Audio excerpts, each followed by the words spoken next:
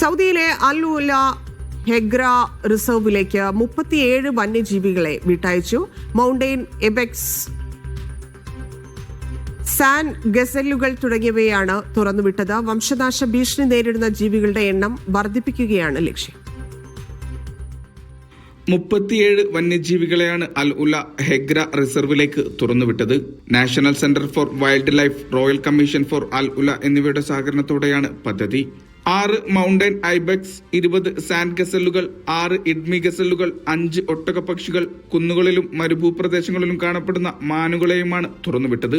വംശനാശ ഭീഷണി നേരിടുന്ന തദ്ദേശീയ ജീവിവർഗങ്ങളുടെ എണ്ണം വർദ്ധിപ്പിക്കുക, അനുയോജ്യമായ പ്രകൃതിദത്ത പരിസ്ഥിതികളിൽ ജീവികളുടെ സാന്നിധ്യം വർദ്ധിപ്പിക്കുക, ജൈവ വൈവിധ്യം വർദ്ധിപ്പിക്കുക, പരിസ്ഥിതി തുലനം ശക്തിപ്പെടുത്തുക, ഇക്കോ ടൂറിസം പ്രോത്സാഹിപ്പിക്കുക തുടങ്ങിയവയാണ് ലക്ഷ്യം. പരിസ്ഥിതി സംരക്ഷണം, ജീവജാലങ്ങളെ നിലനിർത്തൽ തുടങ്ങിയവയുടെ ഭാഗമായി അൽ ഉല ഉൾപ്പെടെയുള്ള നിരവധി പദ്ധതികൾ രാജ്യത്ത് നടപ്പാക്കുന്നുണ്ട്. Vishal Cherpulassery, media 1, Riyadh.